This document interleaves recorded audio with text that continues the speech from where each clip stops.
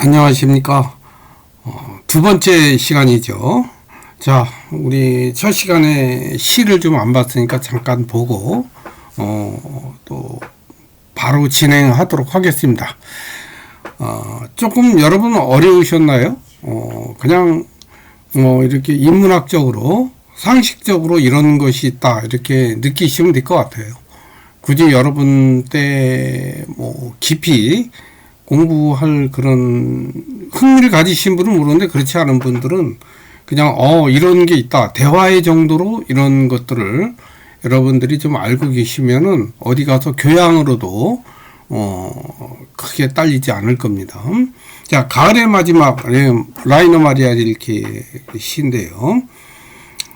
언젠가부터 나는 모든 것이 변하는 것을 보아온다. 무엇인가 일어서고 행동하고 없애고 그리고 슬프게 하는 것을 볼 때마다 늘 정원의 모습이 달라져 있다.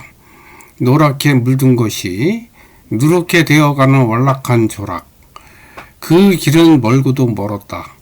지금 텅 빈 정원에서 가로수길을 모두 바라본다. 엄숙하고 묵직한 거절하는 하늘이 먼 바다 쪽까지 거의 다 보인다. 위에 사진은요, 제가 그냥 좀 집 주변 산책하다가, 그냥 핸드폰으로 찍어서 그냥 한번 올려본 겁니다. 그냥 가을이 이제 거의 막바지에 다가서서 제가 한번 이렇게 적어 봤습니다. 자, 이제 시작하도록 하겠습니다. 자, 우리 지난 이 시간에 에드먼트 후설의 현상학에 대해서 우리 조금 얘기했죠. 그런 대로 조금 깊이 한 얘기일 거예요. 그 정도 해도, 보통 이제 후설의 현상학, 제가 더 깊이 말씀드리진 않았어요. 드리진 않았지만, 어쨌든 그 현상학이라는 거에 대해서 뭐 한 중간 정도까지는 제가 조금 여러분한테 언급을 했고, 그렇게 말씀을 드렸던 이유는 여러분이 인문학적으로 이런 것들을 조금 알고 계시는 것이 나중에 이제 사회생활하거나 이럴 때도 이렇게 들으면 그래 후설 이런 사람이야 뭐 이런 정도도 이렇게 되게 좋죠. 에드먼트 후설. 자, 이제 본격적으로 여기부터 이제 교과서에 있는 내용입니다. 그래서 교과서에 있는 것을 제가 이렇게 요약을 해서 말씀드리는 거고요. 혹 이제 함축해서 얘기하다 보니까 좀 빠지는 부분은 여러분이 또 혹시 책을 통해서 읽어보면은 이거 이런 내용이구나 하는 것들 좀 알 수 있으실 것 같아요. 자, 한번 볼까요? 후설의 생활세계에 대해서 이 생활세계 개념은 이 현상학적인 그런 세계이기 때문에 우리가 7장에서 본 그런 공간, 풍수지리의 공간 이런 거하고는 조금 다르죠. 자, 한번 볼까요? 후설은 우리가 객관적이라고 판단되는 것은 뭐라고 하냐면 다 주관적인 거라래요. 왜 그러냐면 현상학은 우리 앞 시간에서 봤지만 의식을 강조하잖아요. 그죠? 그러니까 객관적인 이거를 이제 뭐라고 하냐면 대상과 비대상 이렇게 표현합니다. 대상이라는 건 뭐예요? 비대상은 뭐예요? 비대상은 나를 얘기하겠죠. 내 주체. 그죠? 대상화할 수 없는 나. 근데 대상은 뭐예요? 그냥 사물이죠. 나한테 의식하는, 보이는, 있는 사물. 그래서 대상화한다 하는 거는 객관화한다 이런 말이죠. 객관화할 수 있는 사물. 이게 대상화되는 거죠. 그래서 이제 여기 뭐냐면 모든 객관적인 것은 주관적인 것. 이건 뭐냐면 내 의식 속에서 맺혀지는 거예요. 그래서 그런 것이 자연적인 세계라는 거예요. 하나 예를 들어 볼까요? 말이 좀 어려울 수 있는데요. 사과가 하나 있습니다. 이 사과는 그냥 객관적으로 자연적으로 그냥 저거 사과야. 우리 이렇게 생각하기 쉽잖아요. 요거는 이제 과학적인 세계에서 그렇게 설명을 하죠. 또 그런데 이제 이 현상학에서 얘기하는 거는 그런 게 객관이 아니고요. 내가 사과를 보죠. 그러면 내 의식 속에서 내 눈에서 내가 사과를 딱 보면서 저거 사과야 하고 내 의식에 맺히죠. 관념 속에. 근데 이 우리 의식은 어때요? 항상 뭘 보면 바라보는 어떤 지향성이 있다고 그랬어요. 그죠? 그 지향성이 형성 과정 통해서 형성체, 이거 지난 시간에 형성 과정 이거 설명을 다 못 드렸던 것 같은데, 어쨌든 그런 게 있어요. 형성 과정이 있는데, 그런 형성 과정에서 하나의 형성체로 형성되죠. 근데 이 형성체는 부르는 게 다 틀리죠. 왜요?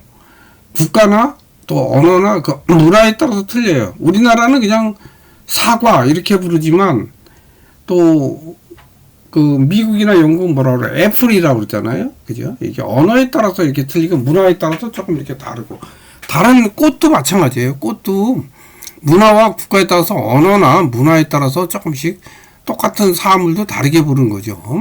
자, 그게 이제 여기서 말하는 자연적 세계를 얘기하는 거고요. 이제 그게 이제 표상의 세계. 지난번에 이제 제가 잠깐 쇼펜하우어 얘기하면서, 의지의 세계는 뭐냐면, 아까 물의 세계, 이데아의 세계예요. 그러니까 본질의 세계, 원래의 세계라는 거예요. 그 원래의 세계에 쇼펜하우어는 인간의 욕구나 욕망이 있다고 얘기한 거고, 이 욕망이 표상으로, 그림자로 나타난 것이 우리가 살고 있는 세상이다 라고 얘기하는 거예요. 그러니까 우리가 살고 있는 세상은 어떤 세상이에요? 진짜 세상이 아닌 가상의 세상이다 라는 게 이제 그 플라톤이나 물 자체에 표현했던 칸트의 이야기였죠. 또 이제 그 이후에 이제 해겔까지도 절대 이성 강조하는 그런 거였는데, 쇼펜하우어부터는 이제 그게 아니죠. 쇼펜하우어는 그런 이데아의 세상은 욕구로 대체하죠. 물 자체 이런 거는. 그래서 어떻게 해요? 그 욕구가 우리 세상에 반영된 거죠. 근데 반영될 때 어떻게 욕구만 반영되나요? 아니죠. 그 감정이라는 그 욕구는 우리의 몸을 통해서 반영되죠. 그죠? 우리의 몸을 통해서 우리의 세계 속에 반영되고, 내가 또 이 몸이 살아가잖아요. 그죠? 그래서 결국은 이 본질과 표상이 하나다, 이렇게 이제 설명하는 거예요. 이 몸을 통해서. 이게 쇼펜하우어의 사상입니다. 조금 어려우신 것 같아서 그냥 교과서 중심으로 그냥 드리겠습니다. 이런 거 좀 아시고 이제 우리가 좀 시작합니다. 자, 그래서 이제 자연 세계는 어떠냐면, 아까 말한 직관적으로 지속되고 유지되는 것이고, 그 다음에 이제 모두 보편타당한 선언적 감정의 세계, 이게 이제 이 사람이 말한 자연 세계예요. 그리고 이제 이런 생활 세계는 오직 주관과의 관계 속에서 의미를 가지고요. 그 다음에 이제 후설은 논리 이전에 직관적 세계를 이제 이야기를 하는 거예요. 그러니까 후설의 생활 세계 개념에는 이 두 가지가 있는데요. 먼저 책에는 그게 선소유된 세계 이런 얘기를 하는 거거든요. 이 선소유적 세계라는 말은 뭐냐면, 쉽게 말하면 경험 이전에 이미 있는 거예요. 이거 말을 되게 철학적으로 어렵게 써서 이런데, 선소유적 의미는 그러니까 뭐랄까 선언적인 거죠. 경험 이전에 이미 있었던 거예요. 그죠? 그 성경이 그런 얘기 나오죠. 태초라는 말이 나오잖아요. 그죠? 그래서 이제 태초 이전에 이제 말씀이 계시니라 이러고, 그러니까 그 이전에 있었던 거 있죠. 우리가 경험 이전에 어떤 무엇인가 존재하는 거, 이런 걸 이제 선언적이라는 거라 표현하는 거고요. 여기서는 선소유라고 이렇게 표현하는 거예요. 그러니까 이제 항상 경험 이전에 항상 주어져 있다는 거예요. 주어져 있는 거예요, 그냥. 그 다음에 이제 두 번째는 아까 여기 오직 주관과의 관계 속에 의미를 가진다는 얘기하죠. 그냥 내가 꽃을 지나다가 그냥 꽃만 보고는 별로 의미가 없어요. 그냥 그 꽃이 저 꽃에 관심을 가지고 저게 코스모스구나 하고 내가 관심을 가질 때, 그때만이 의미를 가진다는 거예요. 지난번에 제가 말씀드렸죠. 김춘수의 꽃이라는 시 속에 잘 나와 있는데, 내가 그냥 그의 이름을 불러주기 전에는 한 송이 꽃이 지나지 않았지만, 내가 그의 이름을 불러주었을 때 그는 나에게 다가와 한 송이 꽃이 되었다. 이 의미가 이거죠. 자, 그러니까 이 사람은 어떻게 해요? 후설은 생활세계는 두 가지 의미가 있다고 그랬어요. 어떻게 해요? 이 직원과의 관계 속에서 의미를 가진다는 거죠.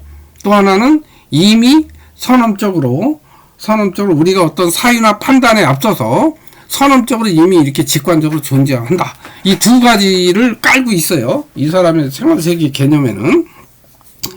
자, 개념에 이런 게 두 가지를 먼저 아시고, 그 다음에 앞에 이제 제가 설명했던 뭐, 표상 이거는 이제 현상학적인 이야기고요.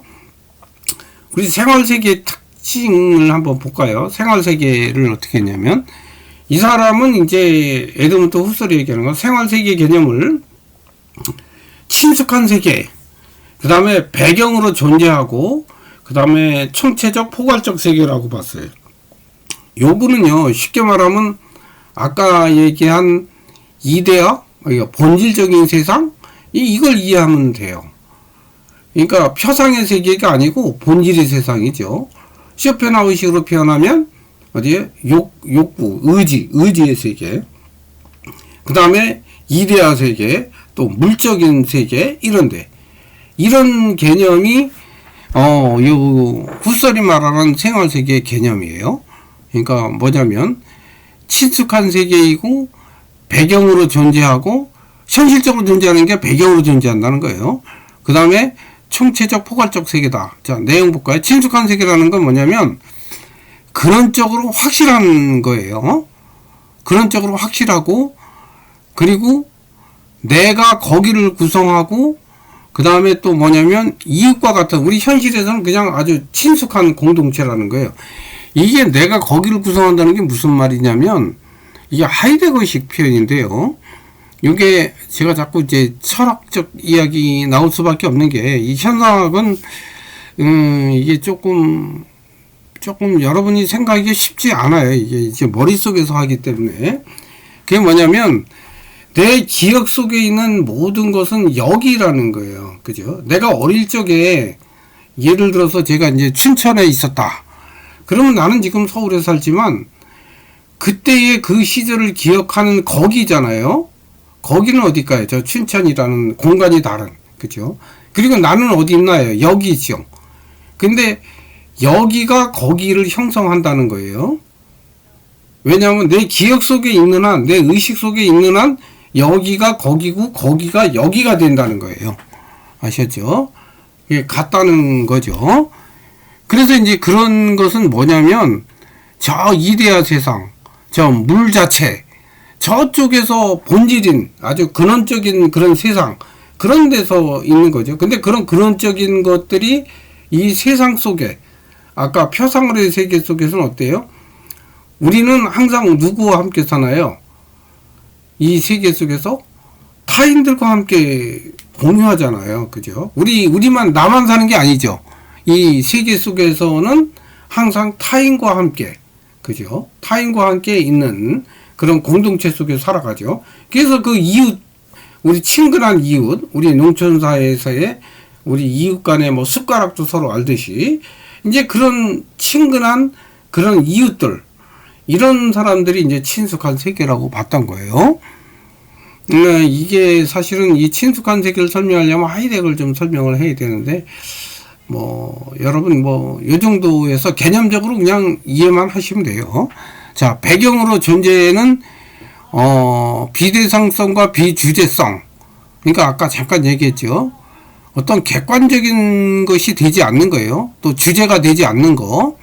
이게 이제 지평의 성격이라는데, 이 지평도 이게 조금 어려운 말이에요. 쉽게 여러분한테 말하면 영원성, 영원하다, 이런 뜻으로 이해하면 돼요. 조금 다르긴 한데요.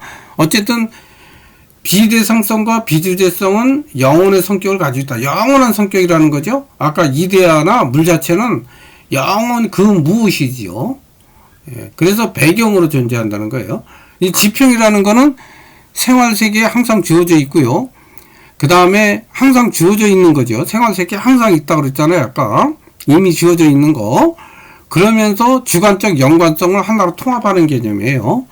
그래서 자연적 산물 또 문화적 산물이 플러스 된 거, 이걸 지평이다. 이렇게 표현하고 있습니다. 그 다음에 이제 포괄적인 세계에는 이런 영원한 그런 성격, 또 아까 얘기한 자연적 산물, 문학적 산물이 포함된, 그죠? 이런 생활 세계의 성격을 가지는 그런 세계는 변화하고 역동하는 성격이 있다. 이렇게. 그래서 생활 세계의 개념 특징 세 가지 이러면 친숙한 세계, 배경으로의 존재, 포괄적인 세계 이렇게 이제 설명할 수 있겠습니다. 사실은 제가 이거 지금 설명하면서 이렇게 철학이다 보니까 여러분이 또 1학년이시고 한 두 분만 뭐 조금 학년이 좀 있으시고 3학년이신가 그렇고 나머지 분들은 좀 1학년 분이라서 교양으로 여러분이 뭐 철학 하시는지 모르겠는데 이렇게 조금 깊이는 설명을 안 할 거예요. 네, 여러분들이 그냥 이런 것이 있다 이렇게 어려우시면 이런 정도 이해하시면 될 것 같아요. 자, 후설의 생활 세계는 의식의 지향성으로 구성됐다고 그랬죠. 그런 생활 세계이기 때문에 타자와 함께 공존하는 항상 상호 주관적인 세계라고 그랬어요. 왜냐하면 내가 사는 세상은 나 혼자 사는 게 아니죠. 타자와 함께 살아가는 그런 공동적인 존재다 이렇게 표현하는 거고, 그 다음에 이제 주체와 타자 사이에 생성적인 관계이고요. 그러다 보니까 어때요? 두 사람과의 문화, 타자와의 문화가 있을 거 아니에요. 조정되고 생성되는 것으로 어떤 다양한 문화의 교섭을 통한 가치 생산의 원동력이 된다는 거죠. 그래서 이게 이제 간주관적 이렇게 표현을 합니다. 간주관적이라는 게 뭐예요? 나와 타자와의 그 관계 속에서 생성되는 거죠. 그걸 간주관적. 그래서 그거를 우리가 저 앞에서 얘기했지만 일상 생활 세계의 현상학 이렇게 하는 게 이게 간주관적이라는 게 바로 이거예요. 그리고 인간을 둘러싸고 있는 세계는 표상으로만 존재하고요. 그래서 세계는 타인을 표상하는 자와 항상 교섭함으로 존재한다는 거죠. 그러니까 타인과 함께 항상 이렇게 교류함으로써 내가 존재한다. 이렇게 이해하시면 될 것 같아요. 말들이 조금 철학적이라서 쉽지가 않죠. 그 다음에 이제 알프레드 슈츠 여기까지만 하면 그렇게 이제 어려운 거 없습니다. 알프레드 슈츠의 생활 세계는요, 쉽게 말하면 현상학 우리가 지금 했던 거 플러스 사회학이에요. 근데 여기서 사회학은 막스 베버의 이해사회학이에요. 또 이해사회학 하니까 여러분 좀 어렵죠. 또 이게 이해가 뭐야? 또 이렇게 말씀하시는데 제가 간단히 설명드리면 어차피 이 사람은 그거예요. 이 주체성이라는 것을 객관적 방법의 적용을 통해서 이해할 수 있다고 본 거예요. 이게 뭐냐면 현상학은 그냥 주체성으로 강조한 거죠. 인간의 의식. 근데 이 슈츠는 그 주체성이라는 그 인간의 의식이라는 것을 객관적 과학의 방법을 통해서 살펴볼 수 있다고 본 거예요. 그래서 사회학이 들어간 거죠. 근데 여기서 사회학은 뭐냐면 이거예요. 그냥 여러분 쭉 그냥 읽어보시고요. 제가 다 말씀 못 드리고요. 막스 베버의 이해 사회학이 그럼 뭐냐? 막스 베버의 이해라는 거는 쉽게 말하면 해석한다? 뭐 이렇게 의미를 이해하시면 될 수 있을 것 같아요. 이 사람이 그 정의하는 사회학은 그거예요. 사회학이란 인간의 사회적 행위를 인과적으로 해석적 방법을 통해서 이해하는 것이 사회학이다. 이렇게 이제 정의를 하는데요. 근데 여기서 해석적 방법이라 그러잖아요. 그러니까 이제 인간의 행위를 인과적으로 이렇게 해석해 보는 거죠. 상황에 따라서. 이제 그런 것이 사회학이다. 그러니까 우리 머릿속에서 또 어떤 작용 속에서 이렇게 이제 이해하는 해석. 근데 우리가 보통 사회학은 어때요? 팩트에 근거한 실증주의 사회학이잖아요. 실증주의 사회학하고 이해 사회학은 또 달라요. 실증주의는 저 미국 쪽의 사회학이고 이해는 이제 유럽, 독일 쪽의 사회학이거든요. 그러니까 어쨌든 이해 사회학은 이런 거를 기초로 삼았다는 거. 그러다 보니까 어때요? 사회적 행위의 그 영향, 그죠? 나의 행위 과정이나 또는 그 영향을 설명하려고 하는데 여기 이제 뭐 상호 주관성. 상호 주관성은 아까 현상학에서 얘기를 했어요. 나와 타인과의 관계. 그러면서 여기다 생활 세계 개념을 더해서 이제 설명하는 거예요. 그래서 인간의 행위는 어떤 내적 의미와 연관이 되어 있고, 또 이런 사회적 행위는 사회 문화와 연관을 맺고 있다고 보고 있어요. 이 사람은요, 세계를 여러 가지로 봐요. 원래는 일상생활의 세계, 놀이의 세계, 과학의 세계, 꿈의 세계, 환상의 세계, 뭐 여러 개 놓고 봤는데, 이 중에서 여러 개의 세계 중에서 가장 중심되는 고향은 일상생활 세계라고 얘기를 해요. 그래서 우리가 일상생활 세계에 대해서 이렇게 좀 보는 거예요. 자, 일상생활 세계의 지식은 형성하고 있는 건 상식인데요. 근데 우리가 보통 옛날에는 어땠어요? 과학 지식을 형성하기 위해서 상식을 부수고 그 다음에 과학 지식을 형성했잖아요. 근데 여기는 오히려 이런 상식과 일상생활 세계에서의 경험, 이런 경험이 사회 세계를 구성하는 지식 형태라고 얘기해요. 그러니까 상식과 경험을 얘기하는 거죠. 그래서 우리의 지각 세계는 단순한 감각 현실이 아니라 경험, 시간, 공간 속에서 표상을 추상한 구성체를 우리의 지각 세계로 본 거죠. 우리가 지각하는 하나의 세상으로 본 거라는 거예요. 경험과 시간, 공간 속에서 우리가 감각으로 표상된 거. 아시죠? 그리고 과학 세계는 사회세계에서 의미에 근거하는 세계이고 관찰하고 설명하려고 만든 제2세계라고 얘기를 하죠. 그래서 알프레드 슈츠는 타인과 더불어 함께하는 실존적 존재이고, 그 다음에 이제 우리의 사고와 행위는 선조들의 축적된 의미를 이제 가지고 있는 그런 세계 속에 살고 있다는 거죠. 그래서 이제 이 사람들은 상호 주관적 세계를 강조하고요. 이 알프레드 슈츠의 생활 세계는 이제 많은 사람들한테 후대에 영향을 주는데요. 고프만의 연기 이론이라든지 또 알프레드 미드라는 사람은 이제 상징적 상호작용론자들이 있거든요. 이 사람들한테 영향을 주고요. 또 가핑클의 민속 방법론자들한테 이제 영향을 주게 됩니다. 그래서 이런 사람들이 이제 이런 영향을 줘서 사회학의 질적 방법론으로 이제 발전하게 되는 것이죠. 여러분, 알프레드 슈츠도 조금 이렇게 이해하기 쉽지는 않죠. 아무래도 이제 이게 사회 철학이다 보니까 쉽지는 않은데, 이런 것이 여러분이 있다라는 것을 개념적인 이해는 하시면 돼요. 알프레드 슈츠가 뭐 생활 세계, 그 다음에 뭐 이해 사회학 플러스 현상학이다, 뭐 이런 정도 크게 이제 교양으로 이렇게 이해하면, 뭐 다른 사람 몰라도 여러분은 알프레드 슈츠, 그래, 알프레드 슈츠 뭐 한 1900년보다 1년 적은 그때 태어났다, 뭐 이렇게 하고, 그 다음에 사회학 플러스 현상학은 주관적 의식을 강조하는 거, 뭐 그런 정도 뭐 이해하시면 될 것 같아요. 자, 그 다음에 이제 글로컬 생활 세계에서 다문화, 요거는 이제 앞에서도 많이 설명을 했어요. 그래서 그냥 쭉 한번 보는데 그치도록 하겠습니다. 한국인은 이제 이주민 받아들인데 인색하다는 얘기죠. 그래서 이제 이런 다문화 현상에 대해서 우리가 한번 비판적으로 한번 살펴보는 것이 필요하고요. 이제 세계화 영향으로 우리나라도 이제 새로운 생활 세계로 이제 변해가고 있다는 거죠. 다문화 사회에. 그러면서 이제 글로컬 생활 세계로서의 다문화 세계로 이렇게 변해가고 있다는 얘기를 했고요. 그러면 이런 생활 세계, 새로운 생활 세계라는 건 뭐냐면, 이제 욕망과 새로운 체험이 지배하는 이제 복합적인 공간이 되겠죠. 이런 복합적 공간은 이제 새로운 체험의 열망, 이런 것이 많이 강조되는 그런 공간이 될 겁니다. 왜요?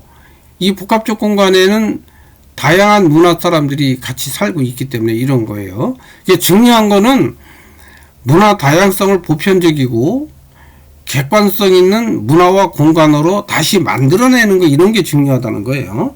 바로 이 내용이 바로 이 3번에 이렇게 책에는 그렇게 되어 있어요. 이게 어려운 건 아니고 그래서요. 자, 이거는 이제 4번도 그렇게 어려운 게 아니에요. 글로컬 생활 세계 속에서 이제 사람들이 어떤 형태로 있는가라는 얘기하는 거죠. 글로컬 세계에서는 아까 얘기한 대로 새로운 가치가 유입이 되기 때문에 모호하고 또 갈등이 존재하는 사회라는 거죠. 왜요? 다양한 사람이 모여 사니까 그럴 수밖에 없죠. 그래서 이 속에 이주민들은 주변인으로 시작해서 또 이분들은 새로운 가치를 생산하는 사람이면서 또 이제 문화 변동을 촉발하는 잠재적 가치 생산자이기도 하는 거죠. 왜냐하면 문화가 이제 유동적인 것은 인간의 내적 의식에서 나온 것이기 때문에 문화가 항상 변한다. 이런 얘기를 하는 거예요. 문화는 저 외적인 게 아니에요. 그죠? 뭐, 예를 들어서 아까 이데아적인, 이분법적인, 저기, 나 여기 있고 너 저기 있는 그런 게 아니라, 우리 인간의 내적 의식에서 나오는 게 문화라고 하는 거예요. 자, 그 다음에 이주민의 정착은 적응, 동화, 처음엔 적응하고 그 다음에 동화되고 편입되면서 이런 통합되는 과정을 거친다고 그러고요. 그리고 그 과정에서 이 같이 내면은 새로운 생활 세계의 전이 과정이라고 우리가 보고 있고요. 그래서 이제 새로운 사회 공간을 창조하는 가치 창조자가 된다는 거죠. 그리고 제3공간이라는 거는 그 이주민과 주류 원래 원주민들 사이에 일어나는 상호작용을 통해서 형성된 사회 공간을 우리가 얘기합니다. 자, 결론하겠습니다. 인간은 문화적 존재이기 때문에 이제 자연을 조작하고 개척하면서 살아가죠. 그래서 우리는 이제 사회를 제2자연, 또 문화 세계는 그래서 본능이 아니라 조직 변형된 세계 이렇게 보고 있고요. 이주민은 이런 새로운 경험을 통해서 정체성을 형성하는 과정적 존재이고, 또 문화를 변동시키는 잠재적 문화 변동자, 또 생산자, 또 매개자 이렇게 봤죠. 진멜이 이제 20년대 미국 이주민 연구 영향을 했는데, 이거는 이제 미국 용광로 이론에 관한 그런 이야기예요. 자, 공간은 어떻게 얘기하냐면, 이제 우리가 물리적으로는 공간하면 어때요? 비어있는 공간, 장소죠. 철학적으로는 이제 인간의 활동을 통한 인간의 삶의 활동을 통한 문화적 지향이 생겨나는 그런 공간이죠. 그래서 인간이 작용하는 곳에 문화적 요소가 항상 있고요. 이런 공간이 새로운 공간이 된다는 거예요. 아셨죠? 왜냐하면 문화적 요소가 있는 것이 새로운 공간이 되는 거죠. 인간의 상호작용이 있는 곳에. 자, 이런 공간은 어떤 공간이라고요? 새로운 공간이 되는 이런 공간은 인간의 욕구를 생산하고 욕구를 희생하거나 또 타인의 요구에 정당성을 부여하는 그러한 공간이 되는 거예요. 우리가 지난번에 했던 불화의 이주 공간은 어때요? 원주민과 이주자들의 후순위에서 공동으로 구성되는 공간이 이주 공간이다. 이거 뭐라고 그랬어요? 원주민이 이주민이 되고 이주민이 원주민이 되는 공간. 이게 이제 불화가 말하는 이주 공간이에요. 그래서 정체성과 동질성은 사회 속에서 재구성되고 재조직화된다. 이게 변화된다. 이 얘기를 우리가 불화의 이주 공간에서 말씀을 드렸어요. 이방인은 우리 일상을 같이 공유하는 타자이고요. 또 새로운 세계의 지평에서 가치를 생산하고 객관화시키는 이질성을 가진 가치의 생산자이자 공간의 변형자다. 이제 이렇게 이제 본 거죠. 자, 이제 마치도록 하고요. 결혼 이주자 정책이 우리나라 저출산 현상의 대안이 될 수 있는지 여러분의 생각을 적어 보세요. 그래서 올려놓으시면 되고요. 제가 항상 물어보는 것은 정답이 있는 게 아니고 항상 여러분의 생각들을 한번 이렇게 정리해 보라고 하는 거예요. 그래서 제가 여러분의 이렇게 올려놓은 데가 뭐 수고하셨습니다 이렇게 간단하게 적어 놓는 이유는 정답이 없기 때문에 그래요. 아셨죠? 그래서 간단하게 제가 더래요. 왜냐하면 정답이 있는 뭐 1 플러스 1은 2다. 이거 틀렸네요. 이게 맞네요. 뭐 이런 개념이 아니에요. 여러분의 생각을 나름대로 이렇게 적으시면 돼요. 그게 좀 엉뚱해도 좋아요. 논리적으로 이렇게 한 번씩 쭉 적어보는 거. 이게 이제 제가 묻는 답의 핵심이라고 할 수 있겠습니다. 여러분 수고 많이 하셨고요. 우리 다음 주에 우리가 다음 주 13주 차죠. 다음 주에 제가 이제 공지사항을 통해서 시험 평가에 대한 얘기도 조금 하고요. 그렇게 하도록 하겠습니다. 다음 주도 교과서에 있는 내용을 해야 되기 때문에 조금 바쁘겠네요. 13주, 아니요. 다음 주는 그냥 하고요. 14주 차의 시험에 관련된 얘기하고, 종합적으로 좀 설명을 하고, 15주 차에 이제 여러분 평가하도록 하겠습니다. 내가 다음 주나 다다음 주에 시험 관련된 공지사항을 정확히 다 말씀드리도록 하겠습니다. 수고 많으셨습니다.